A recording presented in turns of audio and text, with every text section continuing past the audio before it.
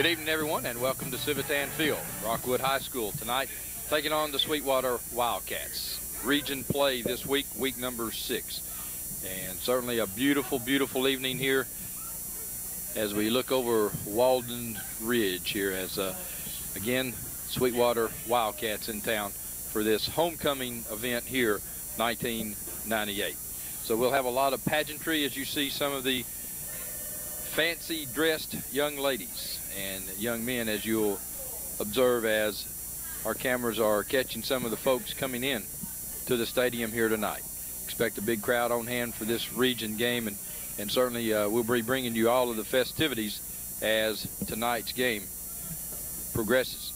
Our pregame brought to you tonight by Domino's Pizza, located across from Ace Hardware in Harriman. 882-2424 is the number. They have fresh, hot pizza.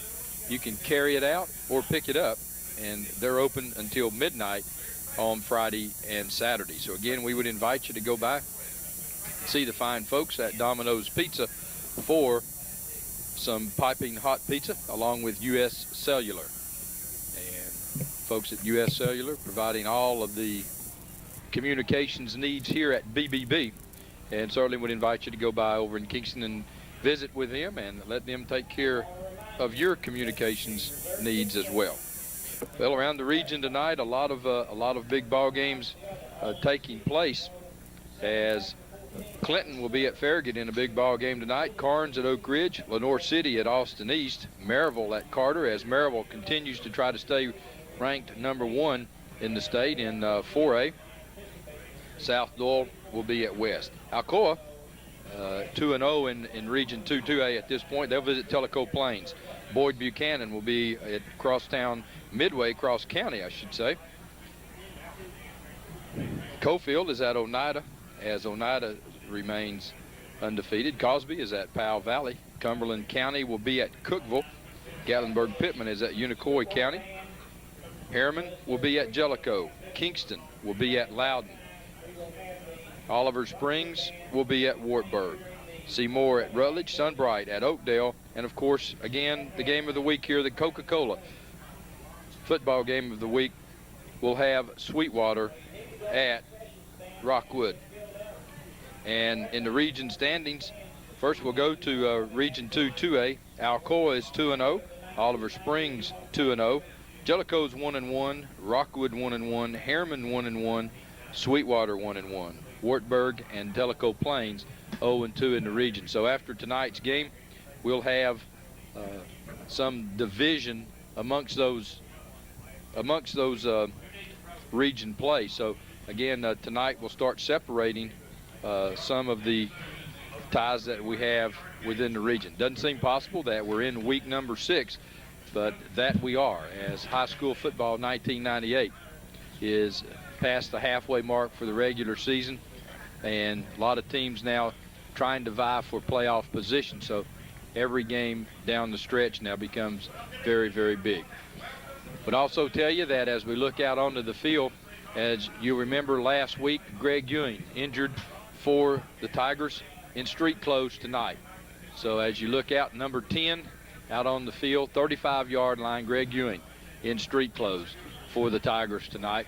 So we'll have to see how, as you see Greg Ewing talking to Coach Paul Kamakawa, we'll have to see how Coach John Webb realigns the offense with Greg Ewing on the sidelines. Talking to one of the Sweetwater coaches as we came in, and they too besieged with some injuries. So both teams will not be at full strength here tonight. Good crowd coming into the stadium here tonight, and looks like we're going to have a big crowd on hand for this homecoming game. So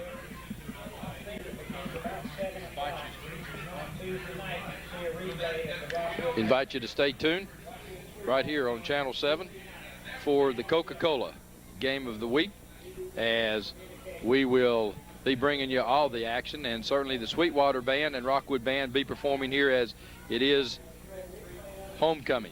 And I think the Sweetwater Band will be performing pregame, and of course the Rockwood Band will be taking care of the halftime festivities, and of course my sidekick, Brad Berry, on in the stands. Needs to get on up here and help his poor old pop.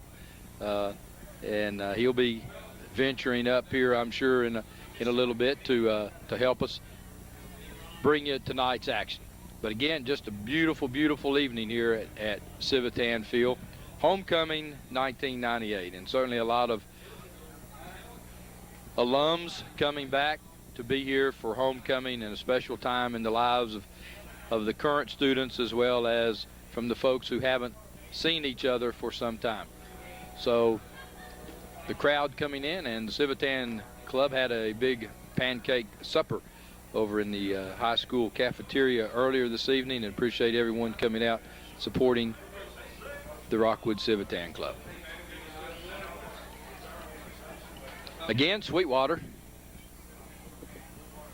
coming in tonight, and Sweetwater was on our game of the week a couple of weeks ago as they came over to Harriman and saw a Sweetwater team there that was down a little bit that night. They've been somewhat up and down over the year. As the years progressed, they were defeated Wartburg 41-0. So obviously they can put the numbers on the board,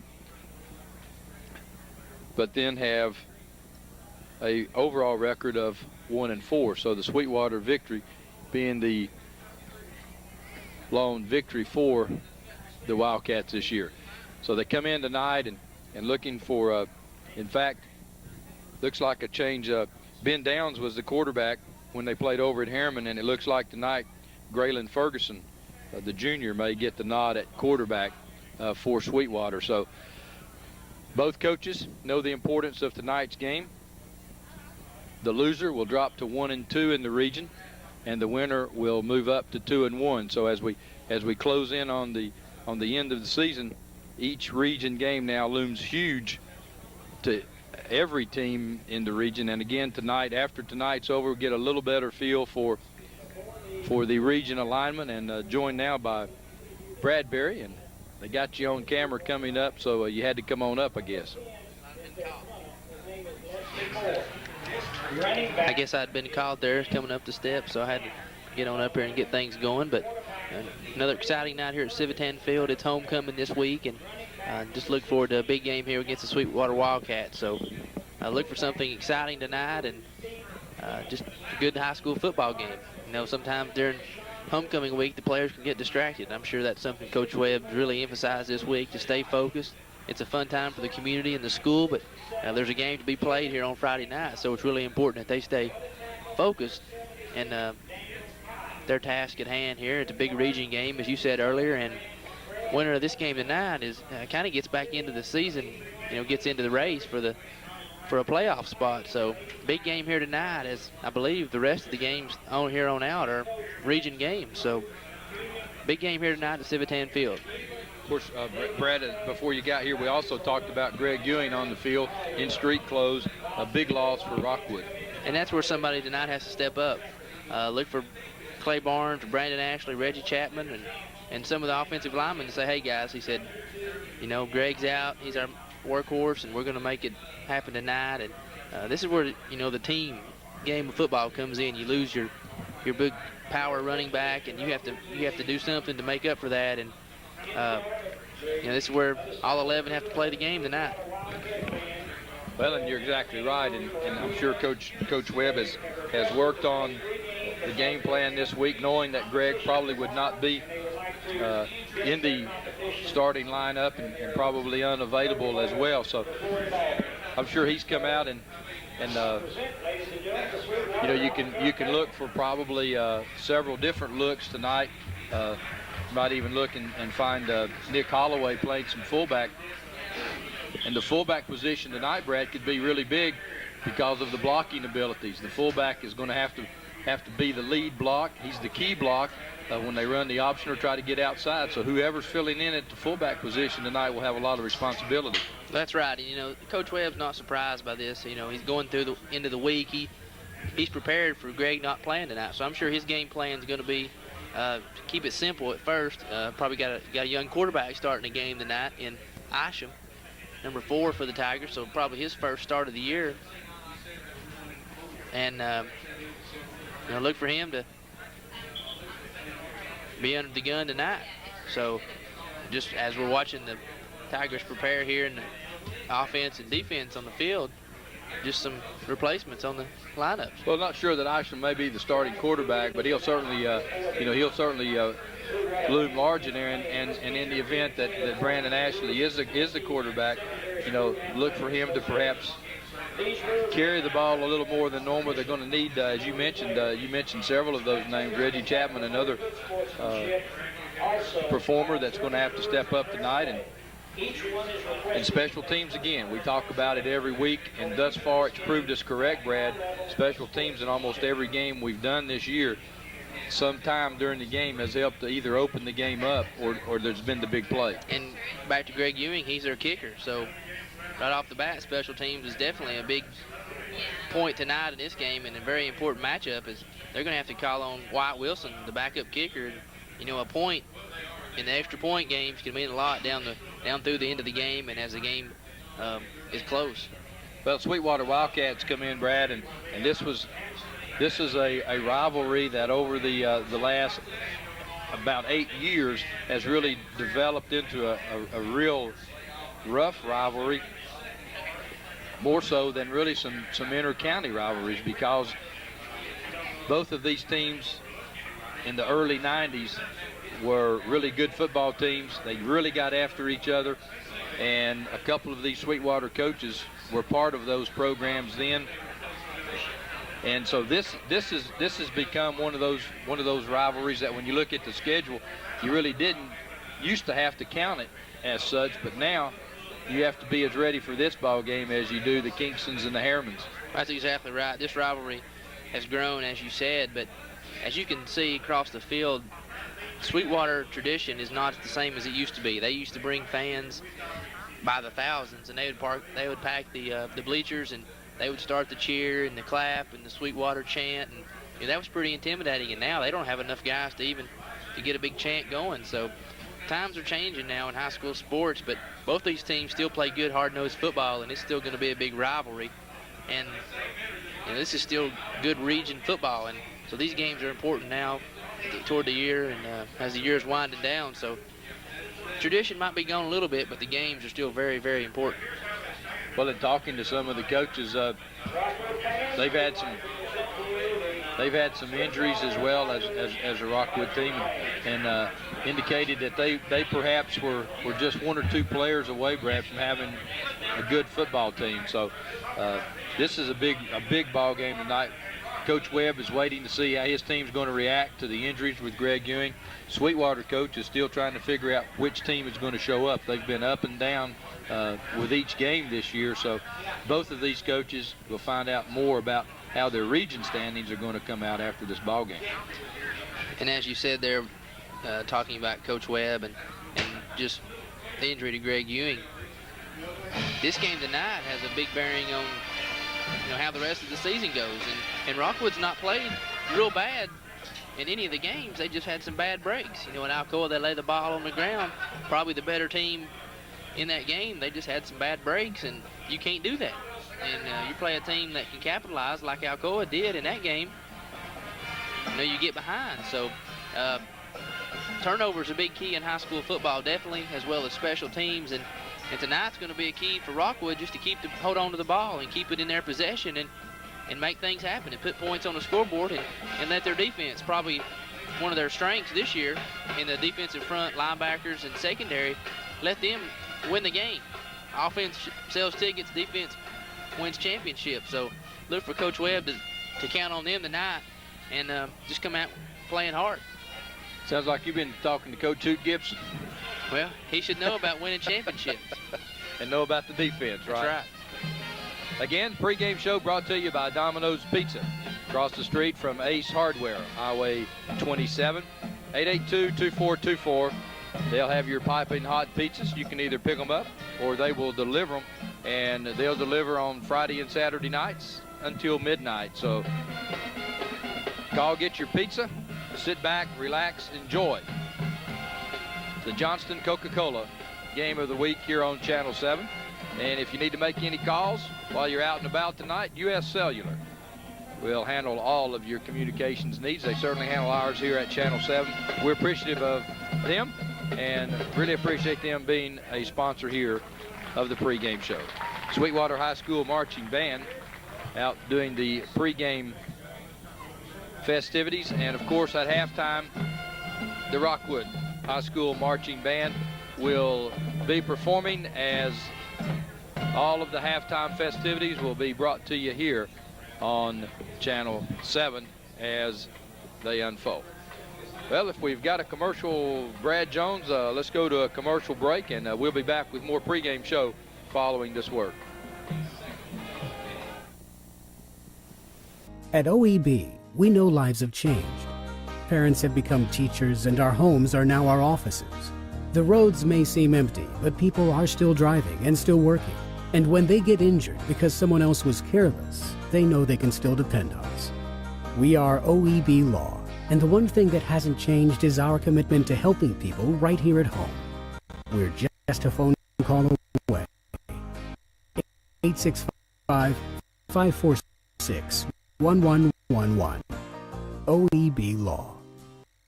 Tennessee Barnes & Buildings in Jacksboro has all your storage building needs. At Tennessee Barnes & Buildings, you can pick out your building, then custom design it how you want it, and then have it delivered. Our friendly staff will help you with all your design needs. Are you worried about financing? Well, at Tennessee Barnes & Buildings, there's no credit check, so no one is turned down. Plus, you can rent to own your own building. Tennessee Barnes & Buildings in Jacksboro says come on down and see Hannah or Mary Beth for your next building. Or call 423-449-8139. Muncie Pharmacy is your locally owned hometown pharmacy. They accept most insurances, so why go to the large chain pharmacies when you get better customer service at Muncie Pharmacy? Have a special prescription that needs compounding? Muncie Pharmacy can handle those needs as well. Muncie Pharmacy has a drive-through for your convenience and offers free delivery in the Oak Ridge area. And don't forget the gifts that we have available for all occasions. Here at Muncie Pharmacy, we take the time to know you and treat you like family. Earl Duff Subaru in Harriman knows safe and reliable transportation is essential right now. Whether you need service or to replace your current vehicle, we're ready to help. Our building is sanitized to keep our customers as safe as possible. Plus, we're offering pickup and delivery service during the crisis. Earl Duff Subaru in Harriman, Tennessee's only 9-time winner of the Love Promise Award for customer satisfaction. This month, all Outback, Forester, Ascent, Legacy, and Impreza models have available 0% financing with no payments for 90 days. Well, welcome back, as again you see some of the participants here in tonight's homecoming festivities, as we'll have lots of dressed up young ladies and young men here participating in the halftime crowning of the 1998 homecoming king and queen. And now the Rockwood Band playing our national anthem.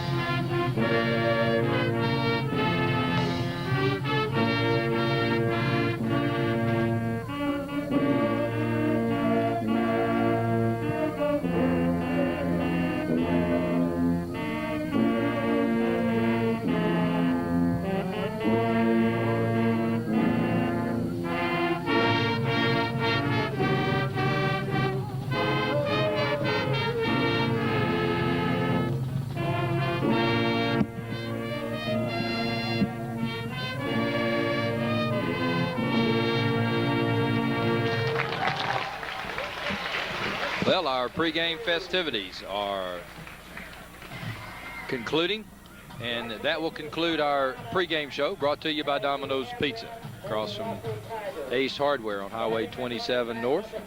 Call 882-2424 for your piping hot pizza. They will bring it to you, or you can pick it up at Domino's. They'll deliver tonight until midnight, and as well as tomorrow night. Also, U.S. Cellular for all your communications needs, the way people talk.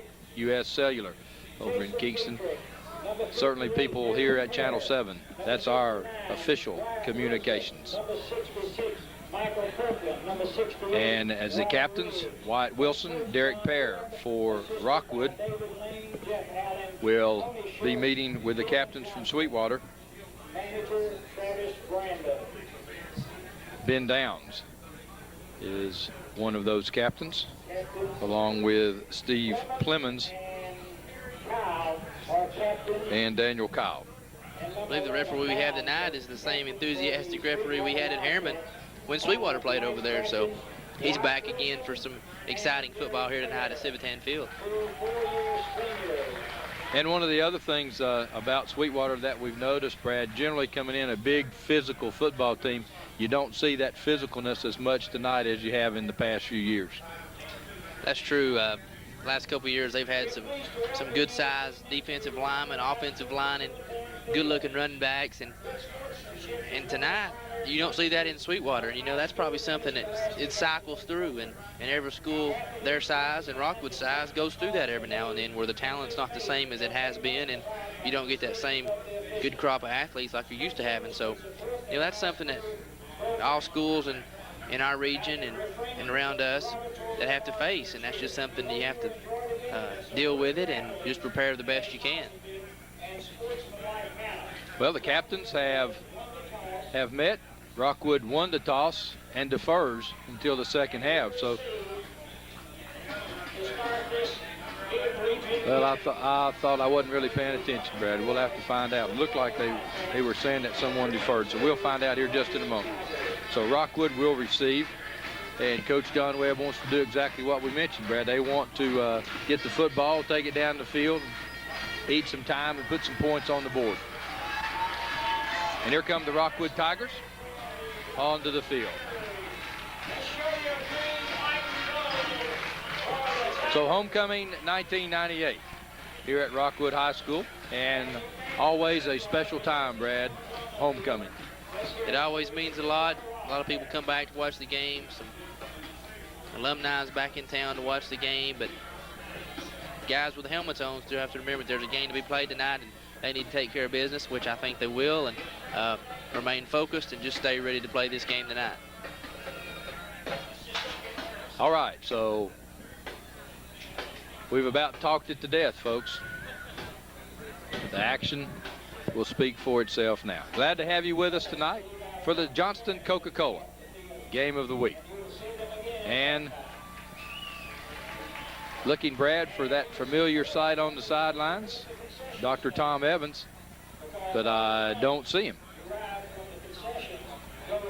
Well, Carson Zuman's away this weekend, so I can tell you he's not going to be in Jefferson City. He probably just run a little late tonight, but looks like sure he'll be here. Dr. Wakeham walking the sidelines for the Tigers tonight. So it has to be an awfully important occasion for Dr. Tom not to be here. Well, we've still got a little while. He can still show up here in a few minutes. Sweetwater lining it up as they will be kicking off to the Tigers, and Andy Chester, the senior, will be doing the kicking, and going back deep for the Tigers will be Clay Barnes and Mr. Reggie Chapman. So the Edwards Shoe Store kickoff. For all your wardrobe needs, it's Edwards Shoe Store. So go by and see them for suits, shoes, ties, dress shirts, sports shirts. They've got it all. This football game is underway as the kick will come down to the 18-yard line and will be Nick Holloway on the return. He'll get it out to about the 24-yard line. Short kick there by Sweetwater, as 89 was Andy Chester, the kicker for the Sweetwater Wildcats. Kicked it short. Nick Holloway did a good job of fielding the kick and getting what he could out of it. The Tigers will start about their own 24-yard line, with Brandon Ashley starting out at quarterback, opening up in their strong right formation. Sweetwater Wildcats will run about a 4-3 defense. Toss sweep. Chapman unable to get outside, Brad, has good penetration that time by the Wildcats.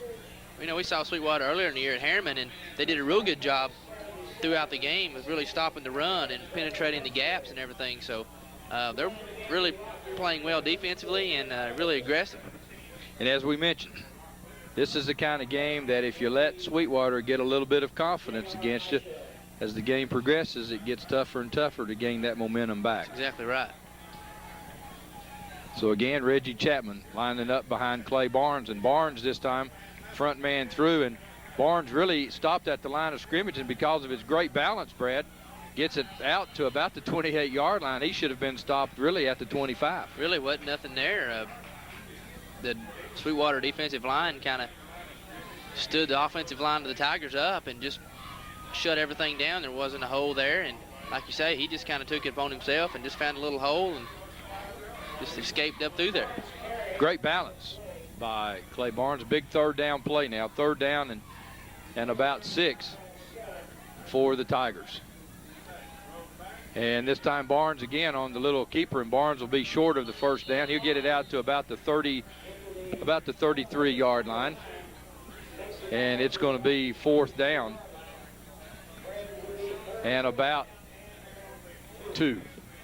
And there's where, if you're Coach Webb, you want to get a little bit more than what you did on first down, so you don't end up in 3rd and 7, 3rd and 8, and you're forced to pass or get into a passing situation.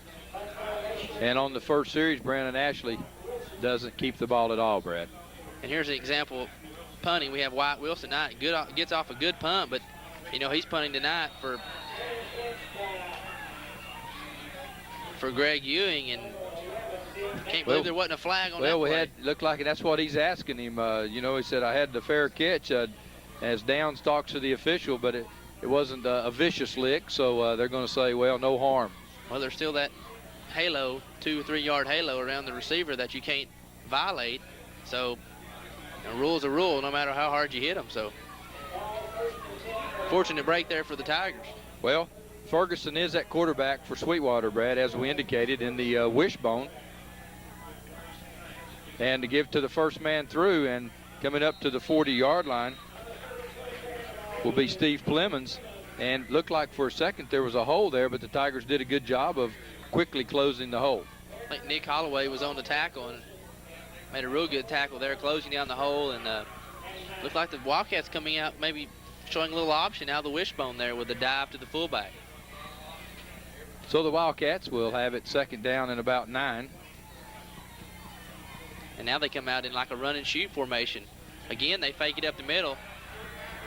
And that's probably a good example why Ferguson is at quarterback right now, as he showed some speed as he attacked the gap and he put it up in the hole.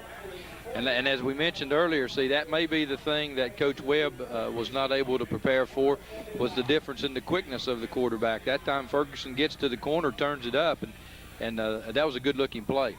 Well, 3 plays now. They've run 3 different formations. So and here again they line up in somewhat of the run and shoot with double tights and 2 wing backs. Ferguson this time trying to go the other way, and Pear on the stop there as he filled the gap for the Tigers and did a good job of it, a loss of about 1 yard. And that time Ferguson probably didn't read as well as he should have. He had the option man. If the linebacker's on him, he had a man running free. And it looked like the Wildcats are just pretty much staying with a tight formation now, as they're running just double tights and 2 wing backs, so really staying tight and just trying to pound everything right up the middle. Spread it out a little bit this time. 1 running back. Ferguson back to throw, being pursued. Throws it out and had a man open, but unable to complete the pass that time. Looked like he didn't get his shoulders turned real well and squared up to his target. Throws it in the dirt. And there was good pressure that time by Ben Pemberton up the middle. He shot right up the middle and kind of got Ferguson to hurry up his throw a little bit, but Downs was running wide open down the sideline. So look for the Sweetwater Wildcats to come back to that play later on in the game. And also keep in mind that Downs is a quarterback, former quarterback, so look at some point in this game perhaps for some kind of a trick play from quarterback to quarterback. Rolling back around, there he is again. Downs wide open, and Downs will be short of the first down mark by about 1 yard, so it'll be a big call for Sweetwater. You're 1-4. This might be an opportunity where you gamble a little bit. Let's see exactly where they mark it. Tough break too for the Wildcats. If you're Downs, you've got to know where the marker is and at least get to it and make it a little bit closer than what it was. We've got an isolation on Downs right now, and you'll see him go down. And like you say, Brad, he's got to know where that marker is. Pretty good tackle by Brandon Ashley there to keep the Wildcats short of the first down. Well, it's 4th and a long yard, and the Wildcats come out. Let's see if they try to freeze. They do, and they get the first down. So I'm not sure. I'm not sure if they didn't jump off sides and before the Tigers did. So it looks like the Wildcats jumped off and going to push their own selves back. okay, good observation on your part. I didn't see the back flag. I saw the front flag, and it looks like the Tigers are. Surely this isn't going to be one of those deals now where they penalize both teams. Well, it'd be a tough break if it was, because it looked like the tight end on the right side jumped early for the Wildcats, so now they'll probably try to figure out who was drawn off. Well, a long discussion by the officials. Now we're going to get the signal. Offsides, Tigers. So whoever threw the first flag, I guess, got the first call. Well, it looked like to me that the right tight end for the Wildcats had jumped off sides, and then we had movement from the Tigers, so I guess it was just a decision on who drew the other team off sides. So big play, though, for the Wildcats, as it gives them a first down. And again, they spread things out with one running back, Clemens and Ferguson this time on the pitch. Well, Brad, the Tigers had it played a lot better, or it looked a lot better than the yardage they're going to get out. Looked like they had it turned in. It looked like they had a good angle on the tackle, just unable to complete the play. That time, a good job running an option by Ferguson. He made the end attack him, made him take him out of the play, pitched off to 16 for the Wildcats. Jonathan Mercer had good running room. He just turned it up and got some good yardage. You know, when you pick up 5 and 6 yards on first down, it really gives you a lot of flexibility, too. And this time, they go back up the middle. Good play this time. As going for the Wildcats was Mercer, and Mercer unable that time to get much running room. He'll get it right close to the 25-yard line, be 3rd down and 5. Good tackle that time. Jason Dietrich kind of took the tackle on one-on-one and tripped up the running back. So good tackle by him, or he had big yardage up the middle. So Coach Webb calling the defensive play that he wants in. 6:47 left first quarter, no score. 3rd and 5 for the Wildcats. Almost have to, well, they go up the middle this time. And the Tiger defense this time really stands tall, but being at the 24-yard line, probably will use their 4th down again, Brad. Don't really understand that call, running right up the middle on 3rd and 5 when they've been successful so far getting out on the corner with the option. So Wildcats going to take a timeout here to discuss their plans here on 4th and 5 with 6:24 left here in the first quarter. We'll be right back after this word. The coronavirus is changing the way we live our lives, but seriously injured people still need our help. At OEB, we're committed to helping you no matter what. So, we've introduced a system where we can take care of your case almost completely electronically. You don't have to leave your home for us to start helping you. All you have to do is call. The future may feel uncertain, but we can get through it together. If you're injured, you still deserve justice. Call 546-1111. Call right now. Well, a big 4th down and 4 play for the Wildcats, and I'm sure Coach Webb now has had an opportunity to talk to his defensive line about staying onside. So the Wildcats come up now with twins to the right side, new formation for them. Ferguson rolls out to the right. He's looking for a receiver. And Downs makes an outstanding catch as Brandon Ashley got right in front of him and had a chance to make the interception, but it's going to be important now to see where the spot is for the Wildcats, and looks like it's going to be awfully close to It's a first down, Brad. It's on the 20-yard line, and they just had to go to about the 19, so it's going to be a first down. And as you mentioned, that really took some concentration. Here it is on the replay as you see Ashley coming in. That had to be a really concentrated effort on Mr. Downs' part to keep focused. And a well-thrown ball, too, by Ferguson as he threaded the needle there. And like I said, good catch by Downs. And big play for the Wildcats. They keep this drive going. It's been a very good drive here for the Wildcats on their first possession. So Ferguson under center again for the Cats. And they'll give to the first man, Clemens, and Clemens breaks the initial tackle and gets it down to the 15-yard line. So, again, a gain of about 5 yards on first down, and that's going to be where the Tigers are going to have to tighten up. And that's right up the gut, too, Ron. That's right up the middle and where the heart of the Tiger defense is. So Coach Webb's kind of got to figure something out here. And the Wildcats are just lining up in a wishbone tight formation, saying, here we are, we're going to run it right at you. And a different looking offensive team tonight than we saw a couple of weeks ago. And again, they go right to Plemons again, and Plemons gets inside the 10-yard line. It's going to be 1st and goal for the Wildcats. The ball will be at about the 8-yard line. And this change in offense could also be,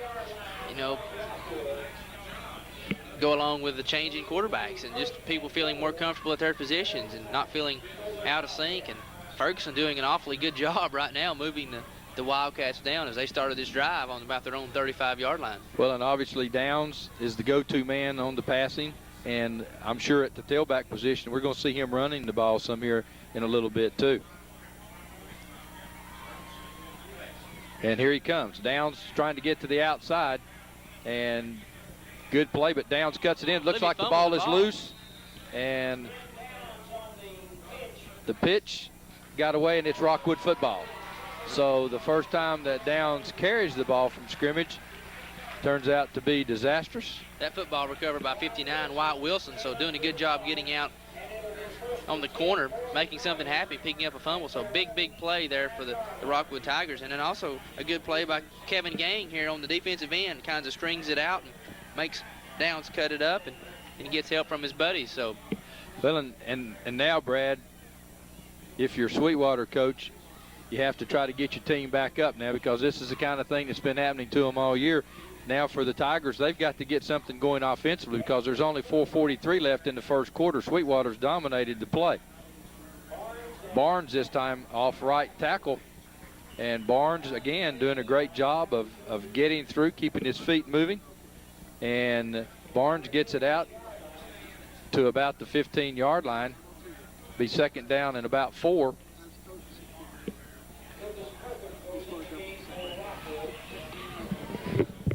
Another big key there too for the Tigers. Well, they get the ball back, but for the Wildcats is if they drove all the way down the field there, and they've got to be confident that they were able to drive like that. Well, Chapman now trying to get outside, and Chapman's going to be thrown for a loss. Chapman's all the way back down to about the 11 or 12-yard line, Brad, and that's going to negate the whole gain on 1st down. That'll bring back 3rd down and about 8. And Chapman getting up a little gimpy too there after that play, is he's still favoring that ankle that I believe he hurt last week in the Midway game. So injuries right now really hampering the Rockwood Tigers. And well, they get a break on the spot too on this forward motion. They don't take it back. They're going to say he's down at the 12-yard line, so it's going to be 3rd down and about 7. Down in distance, Coach Webb would like to stay away from in tonight's ball game, 3rd and long. Ashley this time off to Barnes, and Barnes is going to be hit again, and Sweetwater on the front defensive part of the Wildcats now just really outplaying the Tigers. They're just kind of pinning their ears back and going after them. They're just, so far the Tigers not had a chance to get real fancy with their offense, just pretty much running up the middle and off tackle. So the Wildcats just laying back and going after him, and Rockwood's forced to punt again as Wyatt Wilson substituting for the injured Greg Ewing's back to punt, and here's a late addition to the field here, and just special teams again. Wilson from the goal line gets a kick away to the 42-yard line. Good pursuit by the Tigers. Downs gets away, and now Downs will score. No flags down, and Downs takes it in, so Downs quickly makes up for his mistake. And Brad, we'll get it on a replay, I'm sure, but no less than 2 or 3 people with a good hit on Downs. Well, they had him wrapped up. It looked like the play was about to be over there at the 45-yard line. As you can see, Downs catches the punt. There's about 3 or 4 guys that have a chance right here to make the tackle. He runs into his own man, and then he's gone.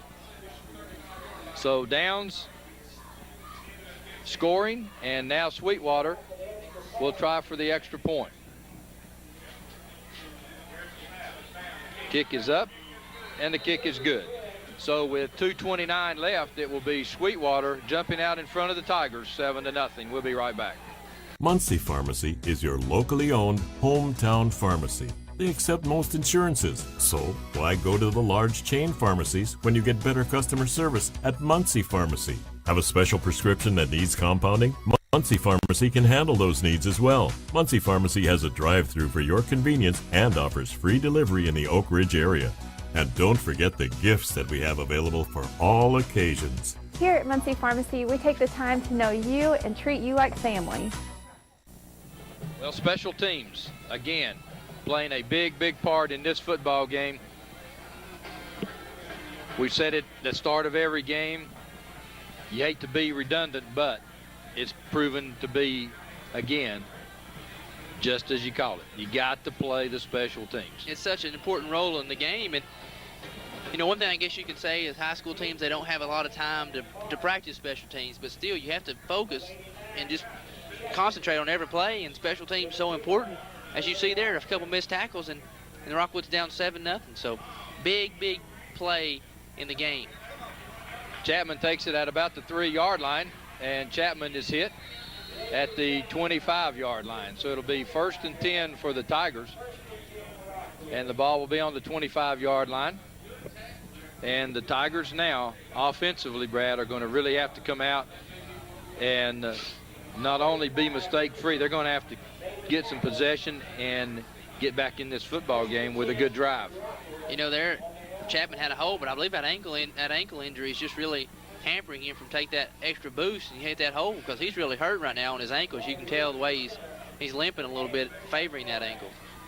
And this time the ball is on the ground, and Sweetwater comes up with it. As that time, I'm not sure that Barnes and Ashley ever got together on the handoff, but Sweetwater comes right back with the ball on the Rockwood 25-yard line. Well, it looked like right there that the Sweetwater defense got some penetration into the backfield, stood the offensive lineman up, put him right in the backfield, and created a problem, and there never was a clean handoff. And I tell you what, also we probably have to give Brewster some credit.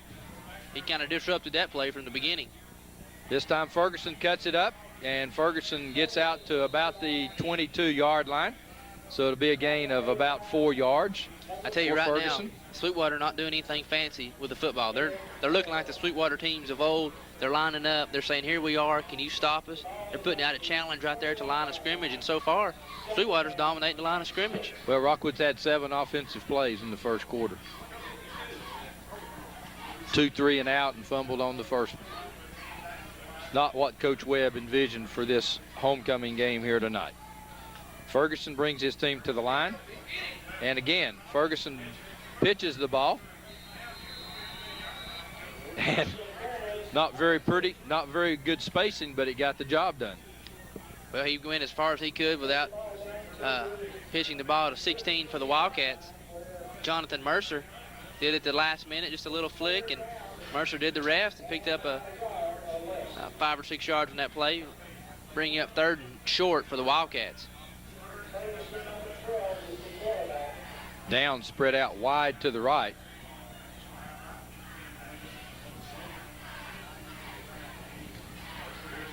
Ferguson this time keeps it, and Ferguson gets inside the 15, and I tell you, almost had a big play there. Someone got to a foot and tripped him, but it's the first down. Ferguson almost, though, had a straight shot to the end zone.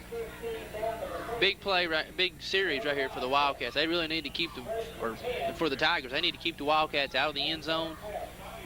And if they can hold them to a field goal, would be great. I'm sure Coach Webb would be excited about that. But a big stand here for the Rockwood Tigers. Cats again as Ferguson comes across the right side. Pair there for the Tigers.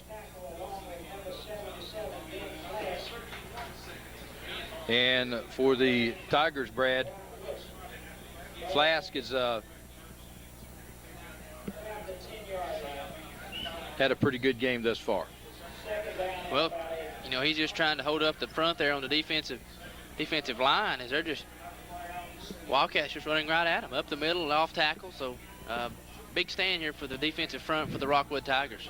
Last play of the first quarter as Ferguson rolls out to the left, trying to throw. Fired it. It's going to be incomplete, I think. Well, no, they're saying, well, incomplete. I thought they were going to mark the ball. Brad, I believe they're going to call it complete. Yeah, they're putting the ball down, and Ferguson fired that ball into Downs. And it was a great catch by Downs. He extended fully into the sidelines. Must have got a foot in, caught the sidelines over there, because great catch by him and great pass by Ferguson. Okay, we'll be right back after this commercial break.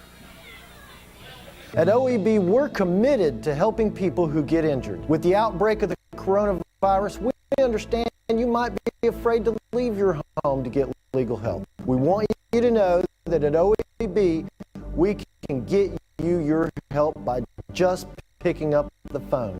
We can take care of almost every aspect of your case electronically, so you don't have to leave your house. The future may feel uncertain, but we can get through it together. Injured? You still deserve justice. Call 546-1111. Call today.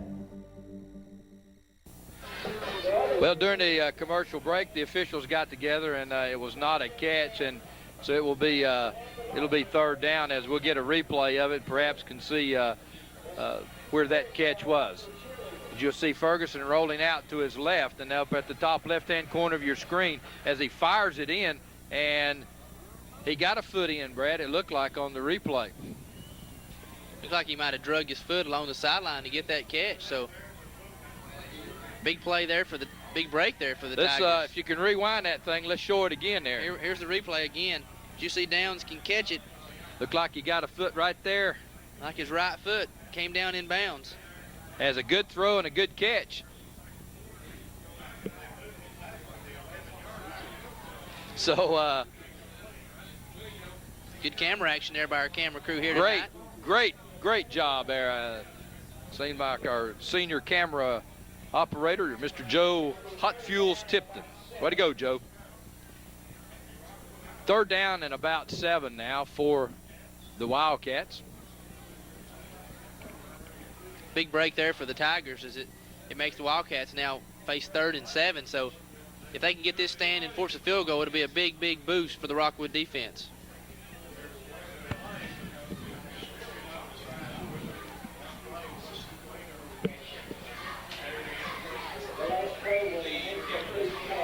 So Ferguson will be bringing the Wildcats to the line of scrimmage.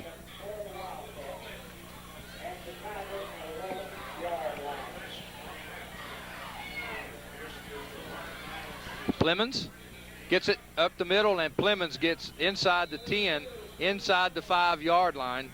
Will go Steve Plemons. And Brad, again, just really keeping the Rockwood defense off balance right now. That's just simple option football right there. The quarterback will read the tackle, and if he's not coming up the field, he'll give it off to the fullback, and Plemons just running hard right up the middle. Almost scored on that play. 4th and 1 now for the Wildcats, and Coach John Webb wants a timeout. We'll be back after this commercial word.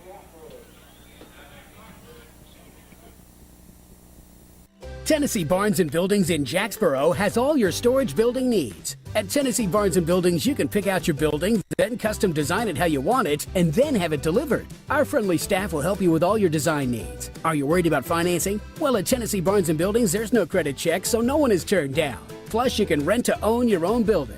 Tennessee Barnes & Buildings in Jacksboro says come on down and see Hannah or Mary Beth for your next building. Or call 423-449-8139.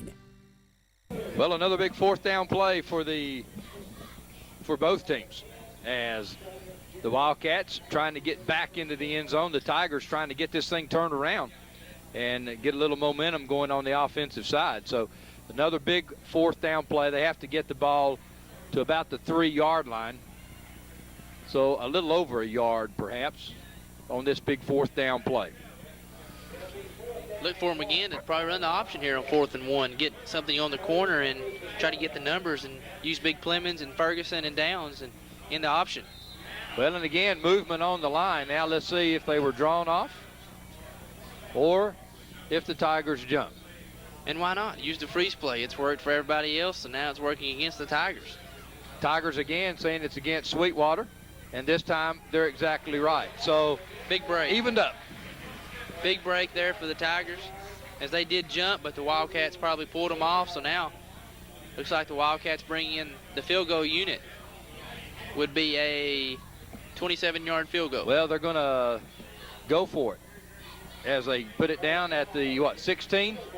So 26-yard effort by Andy Chester. Downs on the hole. The kick, long enough, it's good. So the Wildcats come away with 3, but again, Coach John Webb has to be pleased with the turnover there. They took it over to 25. You have to be happy about the way your defense bowed their neck there on that defensive stand, and you got a field goal, and you made them do something that not a lot of high schools can do, and it's kick a field goal from 27, 30 yards out. Sweetwater did it. They take the lead 10-0, but a confidence boost there for the Tigers. And once again, when you're 1-4, it's the little things that cause you those headaches. The offsides play from 4th and 1, 4th and 6, the difference in being able to go and have to settle for the field goal. Those things they creep up on you all year long, and you seem like you just can't ever get rid of them. It's just the way the year's gone for the Sweetwater Wildcats, and it can go that way for anybody. Well, now we're getting ready for another Edwards kickoff.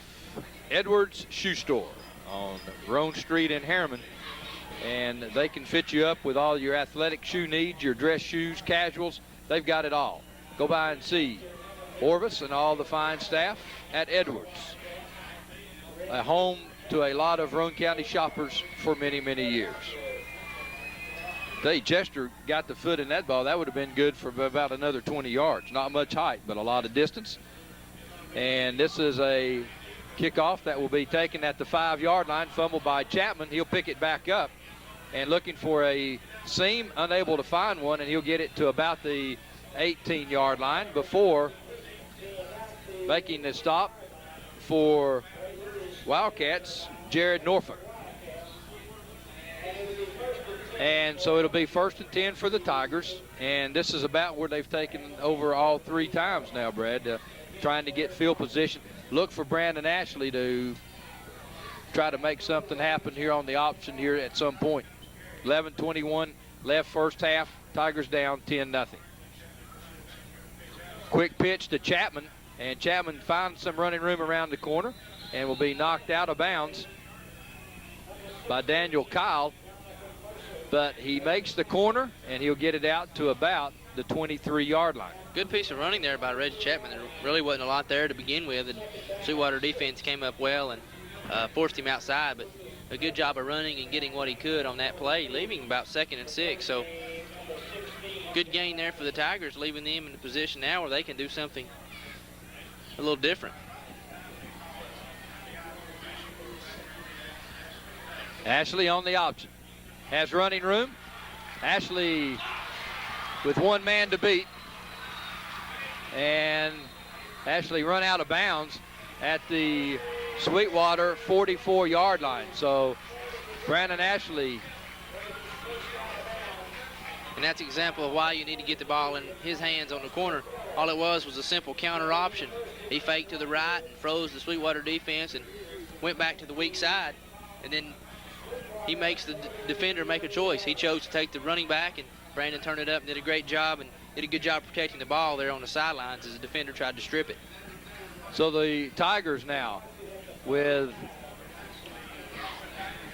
a little momentum going on the offensive side of the football.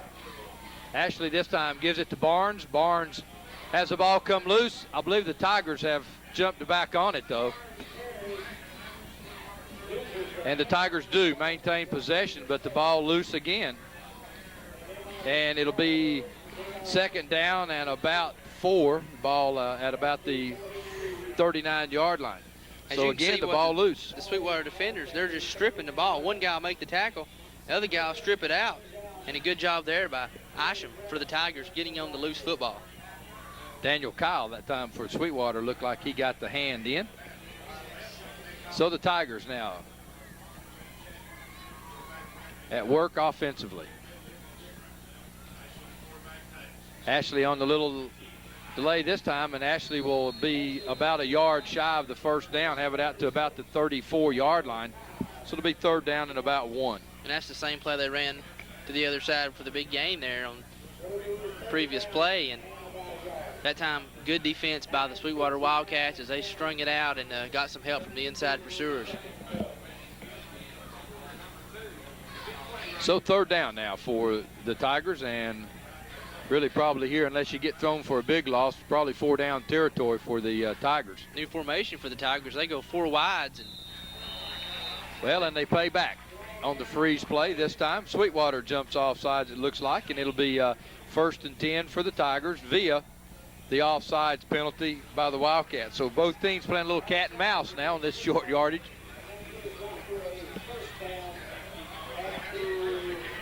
As you see, Kingston leading Loudon 7-6. Harriman leading Jellicoe 7-0. 9:34 left, first half of play. Sweetwater 10, Rockwood nothing. Ashley coming back on the other side to Chapman. Chapman making a good move, and Chapman will get it down to about the 16-yard line. Good move that time by Eddie Chapman. Good pitch by Ashley. Good play by Reggie Chapman, probably shades of his daddy Eddie Chapman, but what set that up was a good pitch by Brandon Ashley running the option. Good key block on the corner by Clay Barnes, and that sprung Reggie up and got the first down. And option really helping the Tigers out on this drive, something that's been a major play in the Rockwood offense for many years. Tigers lining up now in the I. Ashley to Barnes again right up the middle, and Barnes fighting his way to about the 12-yard line. You got to look for the Tigers to stay on the corner and stand on the outside, because up the middle, Sweetwater is really stuffing everything that the Tigers bring at them. And so far, the option, as we said, really doing well and really attacking a whole lot better on the corner than up the middle. But on this drive, Brad, the Tigers picking up at least 4 and 5 yards on first down, a big difference. And again, Ashley this time on the pitch, comes to Chapman, makes a good move, and Chapman will be knocked out of bounds. But I tell you, Chapman could have been thrown for a loss except for the good juke move that he gave and got around the corner. Well, he made a good stutter step there, and he made a good job catching the football. It was a high pitch from Ashley. He made a good job, did a good job catching the football, made a great cut there, and picked up good yardage, leaving about 3rd and 5. Just a little stutter step, something you saw from Peerless Price the other night against Houston. Using a little basketball move there. Coach K probably proud of that, the jab step. Going to be 3rd down and about 4 for the Tigers. Big play for the Rockwood Tigers. This time Chapman with another good move, and Chapman will be down to about the 5-yard line. It'll be 1st and 10 for the Tigers. Another big block by Clay Barnes there. He's the lead blocker tonight, playing fullback, and he just took the linebacker on and allowed Chapman to get up to good running yardage and picking up the first down. So it'll be 1st and goal for the Tigers. Ball resting at the 5-yard line.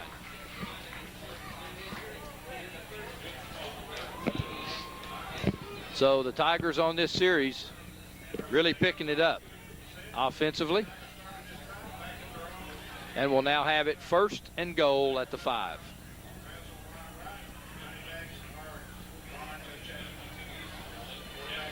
Barnes, and looked like Barnes had some running room. Wildcats closed down quickly, and maybe a gain of a yard. Like there was a small gap there starting out, but closed quickly by the middle of the Wildcat defense, and good job by Barnes just holding on to the footballs. He was hit pretty hard there up the middle. Definitely want to get some points here out of this possession for the Rockwood Tigers.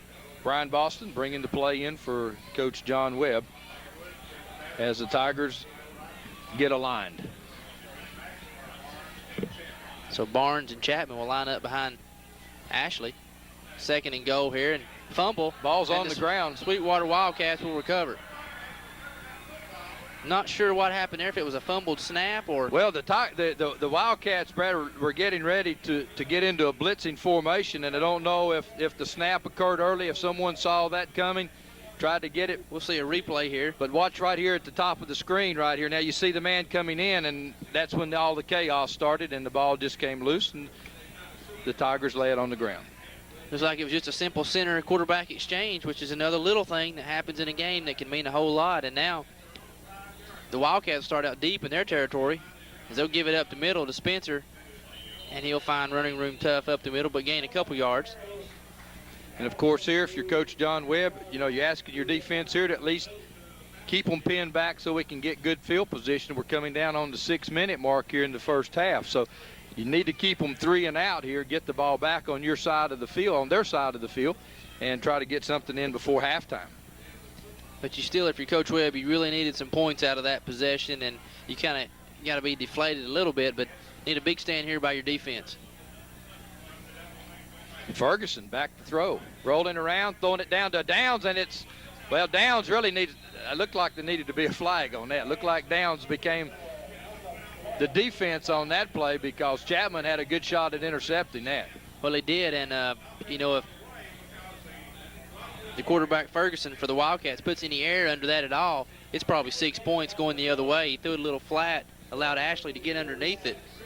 As you can see, Ashley just gets back and sits underneath it, and not a lot of air. He throws it kind of flat.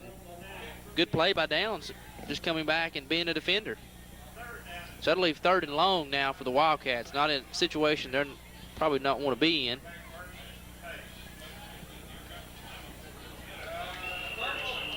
Looked like there was a fumble on the keep. And the Tigers come back with it.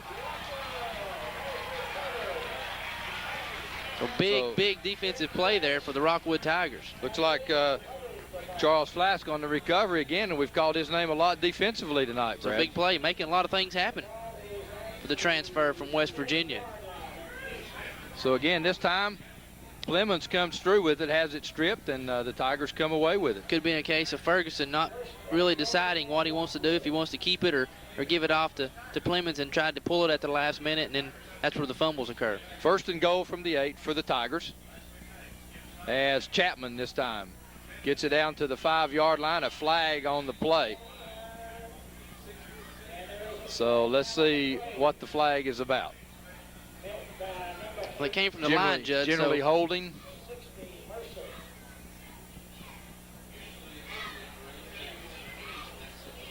face mask. Face against mask, Sweetwater. Wildcats. Okay, so the Tigers. Be a 5-yard penalty, so. Well, it'll be half the goal because it's a 15-yard penalty in high school. They don't have any incidental. And there it is. Looks like they've got a hold of the face mask, so it'll be about a. So 1st and goal for the Rockwood Tigers. At about the 2-yard line. Need to get this one in the end zone going into halftime. Barnes is in. So Clay Barnes scores for the Tigers with 6:07 left in the 1st quarter of play.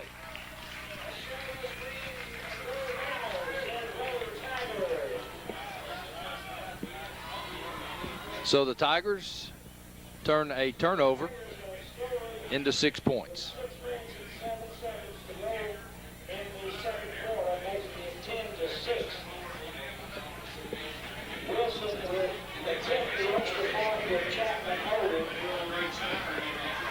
Big extra point here for the Tigers as Wyatt Wilson's on the kick with Chapman holding. Kick is up and no good.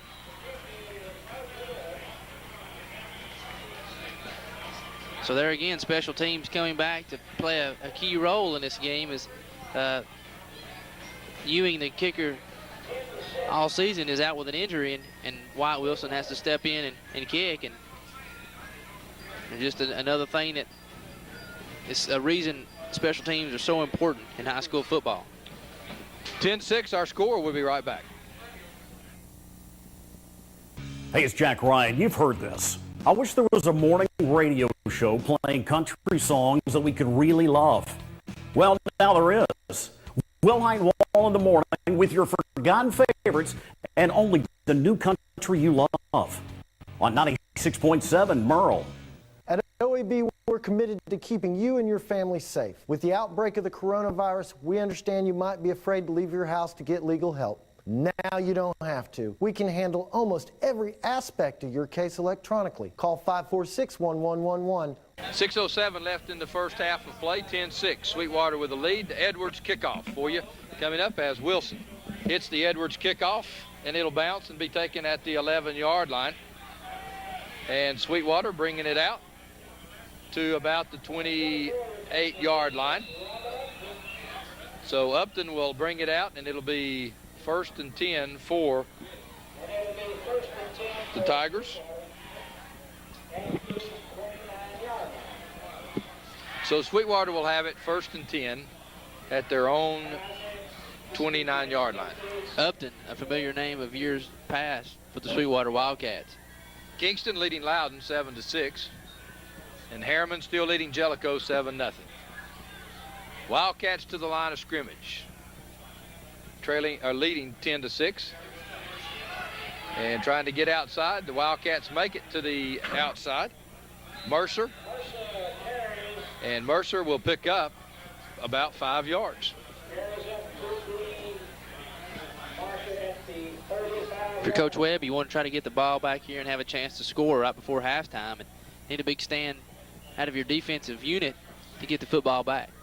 Michael Lawson going into the ball game for the Rockwood Tigers. Places Charles Massingale. Ferguson this time on the keep, and big play by Holloway as he keeps Ferguson to a gain of about 2, so a big 3rd down and 3 coming up for the Cats. Good play by Nick Holloway. He stayed at home and he waited and did his job, his responsibility, and that's what you have to do against the option. Each man has a responsibility, and it's up to that man to make the play, and he did that on the quarterback, Ferguson.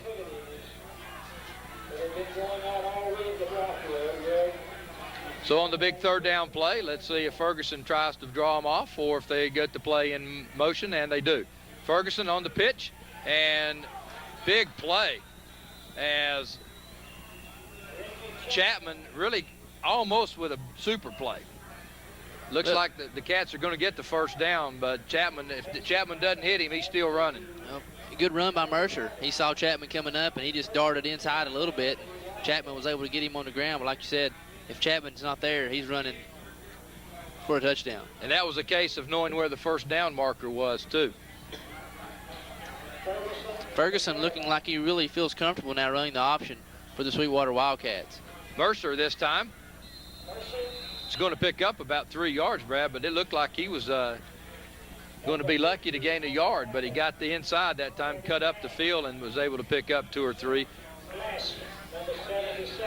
Looked like Rockwood had it defended well, just not attacking up the field, kind of waiting and letting the offensive player get to them.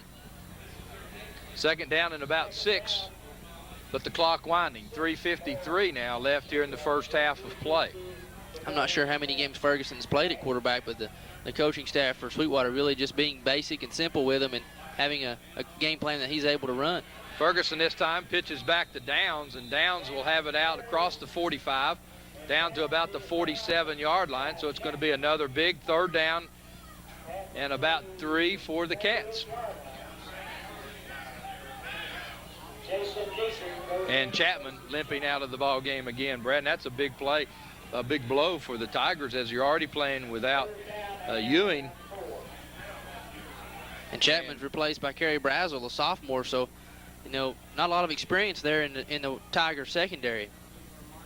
And this time Ferguson cuts up and leaps for the 1st down. And you saw the athleticism then of young Ferguson. And there you saw Ferguson doing it all on his own too. Not a lot of running room outside as he kept the ball on the option. Did a little fake there on the end, and the linebackers over pursued there for the Tigers. They got a little out in front of Ferguson, and he cut it up behind them for the 1st down. So good run there for Ferguson. In fact, looked like there could have even been somewhat of a busted play that time because Ferguson really didn't have a lead man that time. Again, this time follows Plemons into the hole, and Plemons is going to be held to about a yard gain. Tigers doing a good job that time, and Ferguson riding with him into the hole to make sure that he got the ball. I believe Ferguson stuck it in the pocket there, and Plemons just held on and ripped it up through the middle for a gain of about 2 yards. But that's what the fullback's supposed to do. If that ball is in your stomach, you hold on to it, and you wrap up, and don't let the quarterback take it away. Interesting to see if the Sweetwater coaches notice that Chapman is out and try to pick on Brazel a little bit. Ferguson is going to be hit from behind. Good play by the Tigers.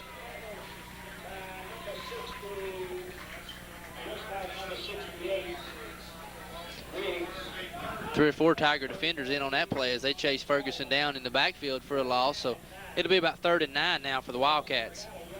Riggs this time as they roll out. Good play by Wyatt Wilson. He came on a blitz from the backside and chased Ferguson down. Third down at about 9.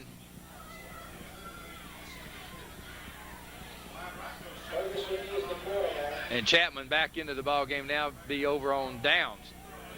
Ferguson looking out into the flat. It's incomplete as Mercer that time took his eyes off the ball and had a little running room in front of him, Brad. Well, good play call by the Sweetwater coaching staff. Set up a little screen to the right side, and Mercer had plenty of running room, just took his eye off of it, so it'll bring up fourth down, punting situation for the Sweetwater Wildcats. And the Tigers will get it back with something around a minute and 10 or so left here in the first half of play, as we're on 126 now. And Moore will be in punt formation for Sweetwater. It's a bad snap. Tigers don't have the rush on. And the kick is going to be getting a Sweetwater bounce. And on the bad snap, that negates any roughing the kicker or anything. So the Tigers, had they had to rush, would have gotten the block kick for sure, but with trying to get a return on. And Wyatt Wilson in there almost came up with a block. Looked like it might have went right through his hands. So you see the bad snap, so you can't have roughing the kicker there. So the kicker really free game. And good heads-up play by Wyatt Wilson, too, knowing that and attacking him. So 1st and 10 for the Tigers with 1:15 left, first half of play. They trail 10-6. Ashley round the right side looking, and Ashley being stopped at the 25-yard line, so a gain of about 3. I'm not sure if Coach Webb will try to do anything now, just try to get into at halftime with the trailing 10-6 and not trying to force anything where you could end up going in worse off than you started out. So look for the Tigers just try to run the clock down and get in at halftime. Chapman, still limping, is in the slot to the left. Ashley back to throw, looking for the screen. They've got it. Barnes got running room. Cutting back up the field, one man to beat. And Downs will pull him out of bounds at the Sweetwater 44-yard line. So Sweetwater lured into the same thinking that we were and come back with a screen pass. Good safe play. And a good job blocking the screen pass, too, for the Tigers, as Wyatt Wilson and Derek Perry out here almost set up a wall for Barnes, as he just used the sideline and got good yardage for the Tigers. And got out of bounds. So it's going to be 32 seconds left, so plenty of time for the Tigers to even at least get into field goal range.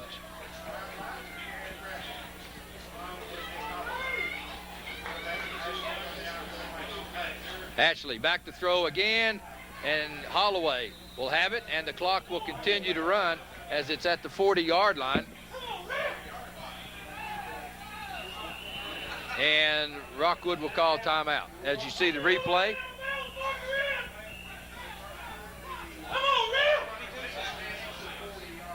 Barnes with good running room on the replay and goes out of bounds. Rockwood wants timeout. We'll be right back.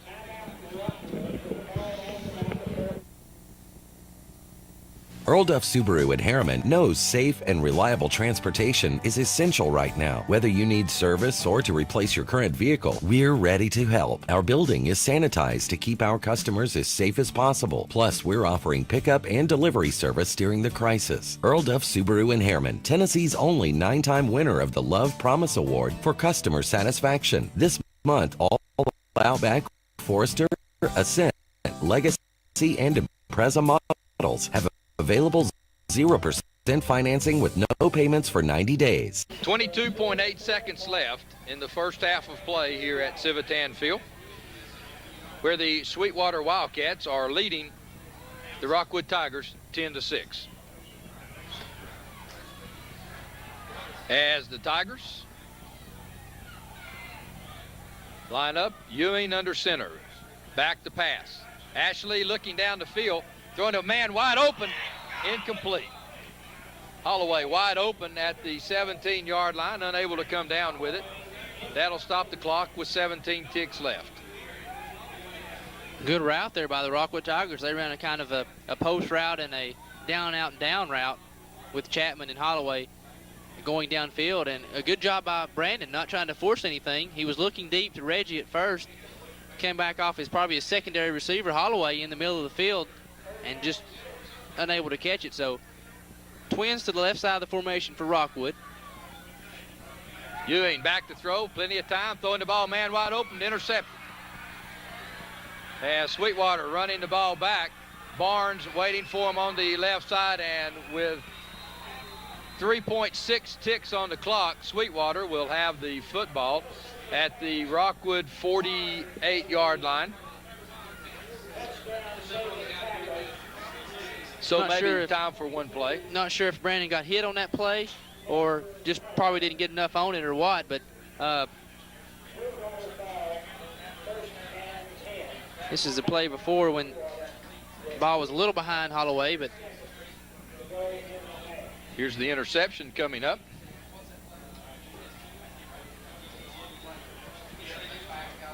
So Ashley coming and just, man, cutting in front of the receiver. And a good job by the Tigers just getting him down and not letting them turn it into a big play.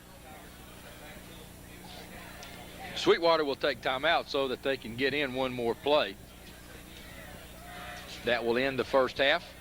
They're leading 10-6. So Coach Webb will just place several players back to where they can protect the end zone. Big event Sunday, October the 4th at the Presbyterian Church from 2 to 4 p.m. Everyone's invited to honor Jerry Wallach, who's done a lot for the Rockwood community and the Rockwood High School. Many, many years of hard work in that high school office. Exactly right. Ferguson back to throw. Looking, being pursued, and Holloway will come in to make the stop for the Rockwood Tigers. That will end the first half of play. Sweetwater 10, Rockwood 6. Stay tuned. We're going to come back, and we'll have homecoming festivities live from Civitan Field. Hey, it's Jack Ryan. Listeners are always wanting more music. So guess who it is that's giving it to you? We now have an hour-long commercial-free playlist all day long. Over an hour of back-to-back songs and zero commercials on 96.7 Merle. At OEB, we're committed to keeping you and your family safe. With the outbreak of the coronavirus, we understand you might be afraid to leave your house to get legal help. Now you don't have to. We can handle almost every aspect of your case electronically. Call 546-1111. Muncie Pharmacy is your locally owned hometown pharmacy. They accept most insurances, so why go to the large chain pharmacies when you get better customer service at Muncie Pharmacy? Have a special prescription that needs compounding? Muncie Pharmacy can handle those needs as well. Muncie Pharmacy has a drive-through for your convenience and offers free delivery in the Oak Ridge area. And don't forget the gifts that we have available for all occasions. Here at Muncie Pharmacy, we take the time to know you and treat you like family. Tennessee Barns and Buildings in Jacksboro has all your storage building needs. At Tennessee Barns and Buildings, you can pick out your building, then custom design it how you want it, and then have it delivered. Our friendly staff will help you with all your design needs. Are you worried about financing? Well, at Tennessee Barns and Buildings, there's no credit check, so no one is turned down. Plus, you can rent to own your own building. Tennessee Barns and Buildings in Jacksboro says come on down and see Hannah or Mary Beth for your next building. Or call 423-449-8139. Earl Duff Subaru in Harriman knows safe and reliable transportation is essential right now. Whether you need service or to replace your current vehicle, we're ready to help. Our building is sanitized to keep our customers as safe as possible. Plus, we're offering pickup and delivery service during the crisis. Earl Duff Subaru in Harriman, Tennessee's only 9-time winner of the Love Promise Award for customer satisfaction. This month, all Outback, Forester, Ascent, Legacy, and Impreza models have available 0% financing with no payments for 90 days. Welcome back to halftime festivities here as the Rockwood Marching Band, under the direction of Mr. Farmer, will be performing the music for the halftime festivities. And our homecoming queen candidates for tonight will be Jessica Bond, daughter of Susan Bond of Rockwood and John Bond of Jackson, Tennessee. She's escorted by Richie Brandt, son of Carl and Celesta Brandt of Rockwood. Sarah Buck, daughter of Ron and Kathy Buck of Rockwood, escorted by Chadley Bowman, son of Norman and Peggy Bowman. And Julie Hines, daughter of Jim and Ann Hines of Rockwood, escorted by Michael Like, son of Mike and Gail Like of Rockwood. And you'll be seeing all of those guys and gals, heading out of here in just a few moments as the Queen candidates get to ride. The others have to walk. Price you pay for being an underclassman, I guess. And we'll be turning things over to Mr. Maurice Grief here in just a moment to bring you these halftime festivities so that you know what's going on.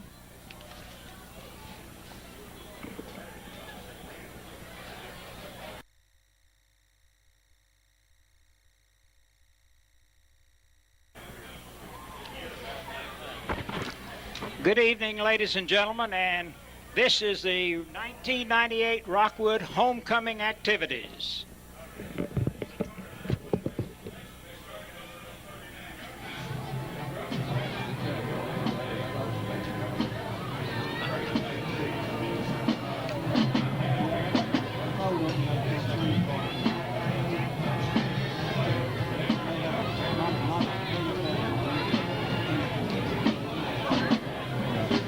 The first couple, Miranda Couch, daughter of Robert and Crystal Couch of Rockwood, escorted by Corey Buck, son of Ples and Teresa Buck of Rockwood. These are freshman candidates, freshman attendants.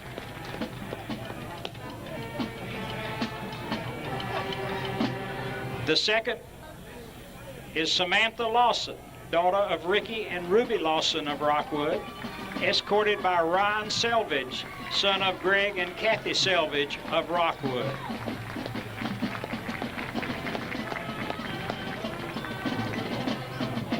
The third attendant, Brittany Allen, daughter of Jeff and Kim Allen of Rockwood, escorted by Justin Ledford, son of Johnny and Jennifer Ledford of Rockwood. The sophomore attendants are Tiffany Hedrick, daughter of Joe and Sonia Hedrick of Rockwood, escorted by Josh Hedrick, son of Ralph and Sue Hedrick of Rockwood. The next attendant, Sheena Selvage, daughter of Greg and Kathy Selvage of Rockwood, escorted by Daniel Kleiss, son of Robert and Jan Kleiss of Rockwood. The third attendant, Jessica Vance, daughter of Carl and Teresa Vance of Rockwood, escorted by Chris Mitchell, son of Charles and Pat Mitchell of Rockwood. The junior attendants are Stephanie Thomas, daughter of Angela Russell of Rockwood and Gary Thomas of Harriman, escorted by Trevor Lemons, son of Debbie Lemons of Rockwood and Chuck Lemons of Harriman. The second attendant,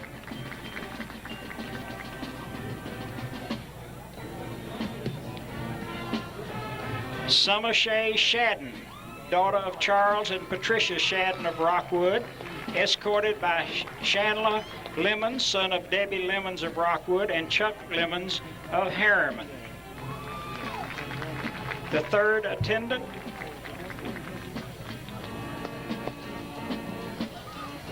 Tasha Woodall, daughter of Greg and Mary Woodall of Rockwood, escorted by Josh Hicks, son of Gary and Rhonda Hicks of Rockwood.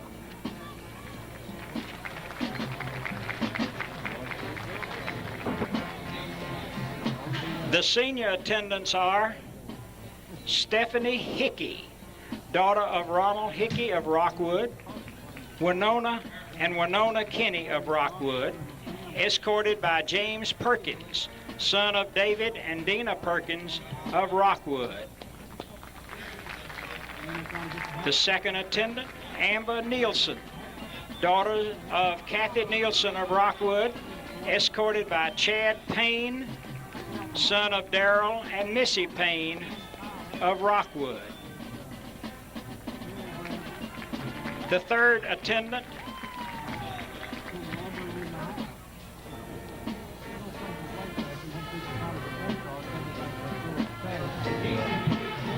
Christy Parsons, daughter of Charles and Mary Parsons of Rockwood, escorted by Travis Tweed, son of Bobby and Alana Tweed of Rockwood. Those are your freshman, sophomore, senior attendants.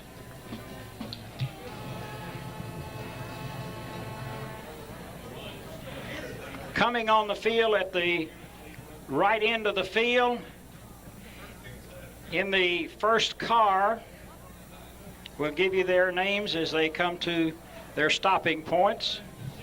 Maurice, I think they're going to go all the way around and let them out and then walk across the field. So they've changed plans on you. Okay.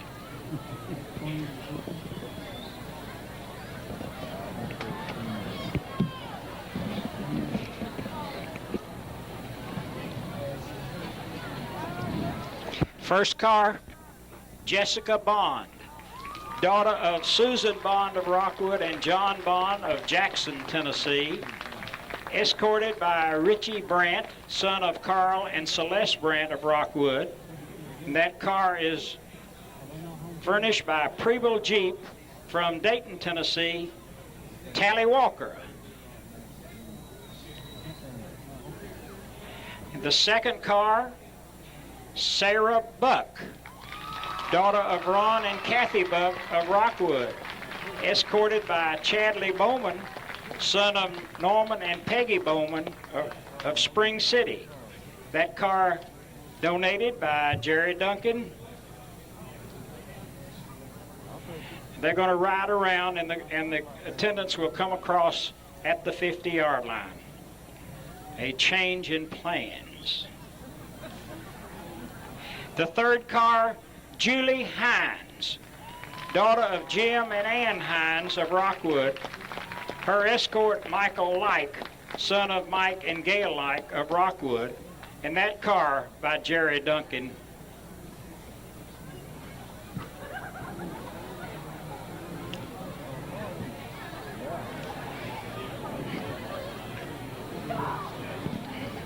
Homecoming festivities here at Rockwood High School tonight, and Maurice Grief holds that secretive ballot in his hands.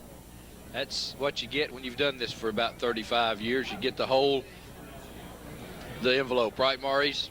45 years. 45 years. Excuse me. Right. Excuse me.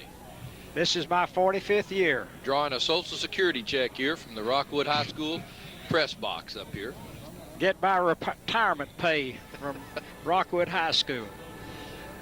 So, Maurice, the Queen candidates now coming out of their really pretty cars, and certainly like to thank the sponsors of these vehicles, because without the pretty cars, this festivity wouldn't be near as impressive. Well, it takes pretty cars to escort pretty girls and handsome young men. Now that is Jessica Bond, daughter of Susan Bond of Rockwood and John Bond of Jackson, Tennessee, escorted by Richie Brandt, son of Carl and Celeste Brandt of Rockwood.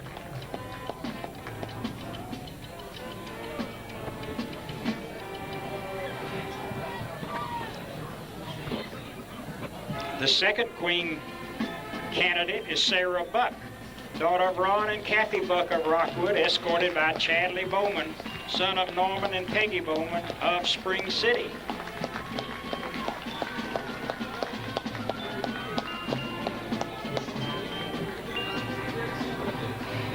And our third Queen candidate is Julie Hines, daughter of Jim and Ann Hines of Rockwood, escorted by Michael Like, son of Mike and Gail Like of Rockwood. Derek Pear and Dwight Wilson, captains for the Tigers, standing by to do their official duties. The football captains on the field, number 58 and number 59. Wyatt Wilson, son of Leroy and Jan Wilson of Rockwood, and Derek Pear, son of Danny and Janet Pear of Rockwood.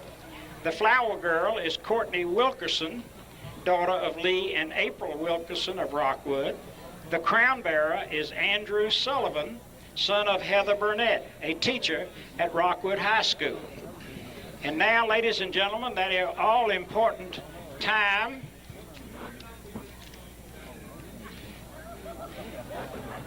This envelope is hard to open.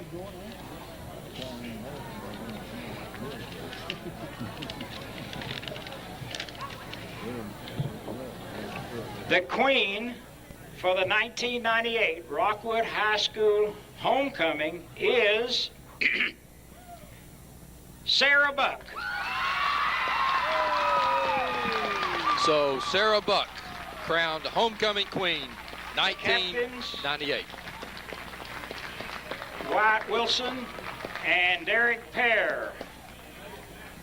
Boys, and the young lady, Miss Wilkerson and Mr. Sullivan. And that is your homecoming queen.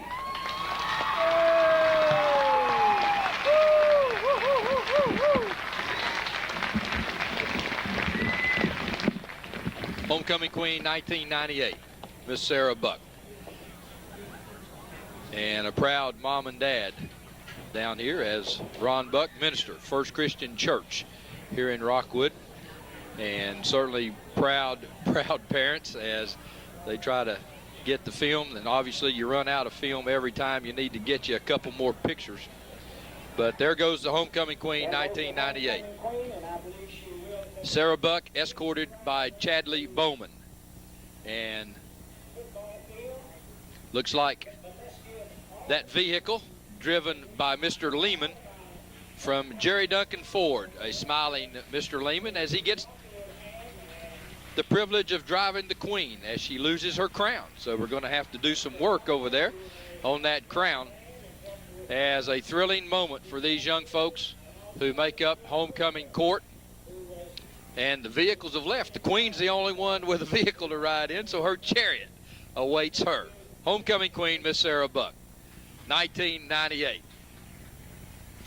And if Mr. Lehman's doing his job, she should get another tour around the field here to show off the queen. Let's see if they're going to get to do that. But certainly happy to have brought you homecoming activities here from Rockwood High School field. The band certainly doing a great job providing the music, and also Mr. Farmer making sure that the band does their part here in this homecoming festivity.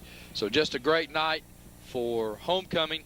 Now the football team needs to get back, get some points on the board as they trail Sweetwater here at halftime 10-6 in this football game. And we'll be with you. We've got some stats. First downs, Rockwood had 6, Sweetwater 7. Don't forget now, on Tuesday night at 7 o'clock. Rushes, Rockwood had 20 and Sweetwater 25. Yards rushing, 93 for Rockwood. Sweetwater had 72. Passing, Rockwood was 2 for 4 with 1 interception for 35 yards. Sweetwater 2 of 6, no interceptions and 13 yards. Total yards, Rockwood had 128, Sweetwater 85. Fumbles, Rockwood had 3, they lost 2, and Sweetwater had 2, they lost 2. Punting, Rockwood had 2 punts for 29.5 yards, Sweetwater 1 for 24. Penalties, Rockwood 1 for 5, Sweetwater 2 for 7. Now we'll go back to the field for the Rockwood alma mater.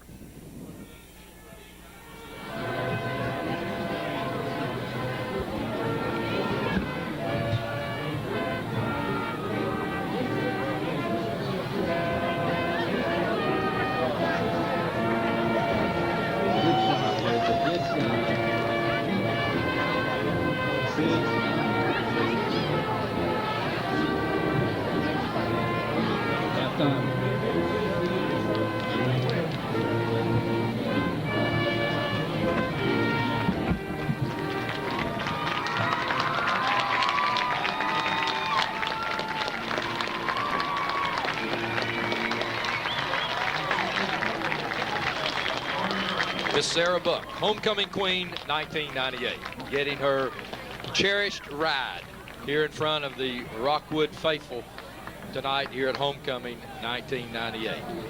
Again, congratulations to Sarah, her family And here. let's give Miss Sarah Buck a big hand as she goes by. They're all delighted in tonight's festivities, and Sarah getting out of her normal halftime duties of being the drum major for the Rockwood band. So she gets a reprieve from that tonight and gets to ride.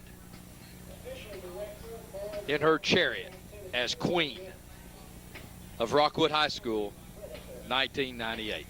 We'll take a commercial break, and we'll be ready for the Edwards kickoff. Telling you first that our halftime festivities brought to you by Roan Realty here in Rockwood. All of your real estate needs. Jane Long, owner of Roan County's newest real estate firm, located just behind the Rockwood Methodist Church at the intersection of Highway 70 and 27. Call Jane at 354-1302 or 354-0085. We'll be back after these words.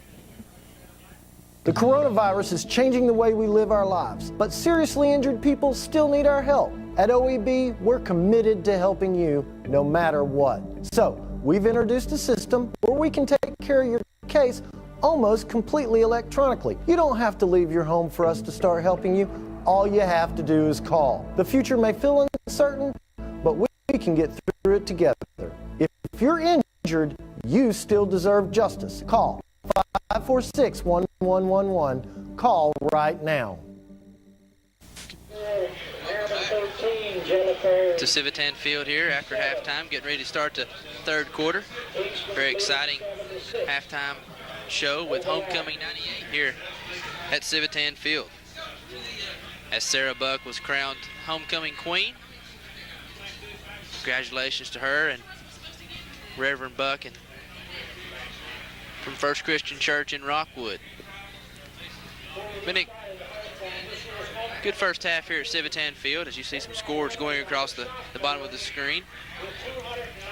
Look for both teams to come out now, starting the third quarter, being very physical and getting something going offensively. Both teams, the Tigers had chances there late in the second quarter as they had the ball down in Sweetwater territory, unable to get the ball in the end zone, had some key turnovers, and still on the board though with 6 points as they were able to get the touchdown in with a run by Clay Barnes.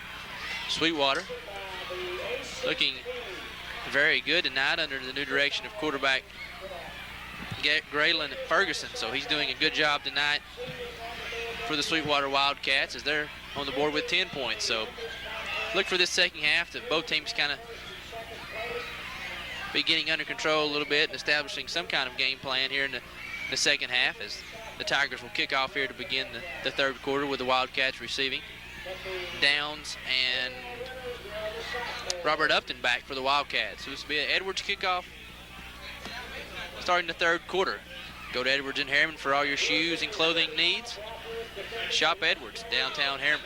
Wilson to kick off here to begin the third quarter. Deep, squabbly kick back to Upton. He'll take it about the 10-yard line. He's got an opening up the middle, and he's dragged down about the 36-yard line. So good opening field position for the third quarter for the Sweetwater Wildcats. They'll start about their own 36-yard line. So important third quarter here for the Rockwood Tigers to force the Sweetwater Wildcats third or go 3 downs and out and force them to punt and get the ball back in good field position. So we'll see what happens here offensively for the Sweetwater Wildcats. They line up in the wishbone with a flanker to the left. Ferguson fumbles, puts the ball on the ground, and Rockwood recovers the fumble. So big play there for the Rockwood Tigers as they come up with a key turnover. As we said earlier, turnover is always a big part of Rockwood football or any football game, as Rockwood comes up with a big turnover there, and they'll take over at Sweetwater's 36-yard line. Looked like Ferguson just lost it as he was running, couldn't get a good handle on it, and he just lost it, not hit or anything. So he'll turn it over to the Rockwood Tigers. Tigers really need to make something happen right here in the start of the third quarter. They'll open up with a little counter option as Ashley comes over to the right side. Good running room as he gets it down to the Sweetwater 23-yard line, and that little option play that worked so well for him in the first half, they start out with it on the first play here in the third quarter. Well, and Brett, it's really causing Sweetwater a lot of problems as they just don't have enough men on that side of the field to cover all of the option people. And the option really starts out slow as he kind of pauses, lets everybody, I think there's a guard that's pulling, he lets him clear, and then he runs it and just makes his decision on the run. Good play by Brandon Ashley. Look for Coach Webb to use that several times here in this series. Ashley that time just on his own running the quarterback sneak, thought he saw something there, and he's going to pick up about 4 yards. And that's a play right there designed in practice throughout the week, a scouting report there. And Ashley will just kind of tap the center on the backside, and if he sees something he thinks he can get a couple yards, he's going to do it. And that might not be real productive, but here in a few more chances, he could break for a little big gain. So, that's something that they scout there during the week in practice and preparations. This time Ashley gives to Chapman, and Sweetwater trying to go for the ball. Chapman breaks loose. Chapman scores.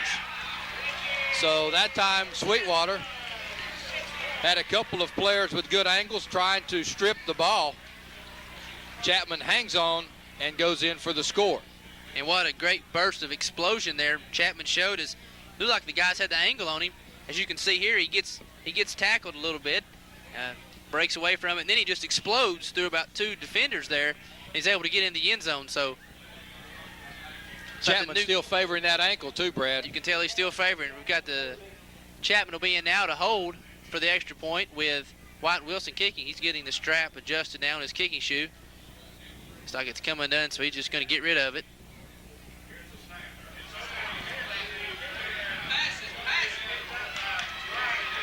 Wilson now turning into a running back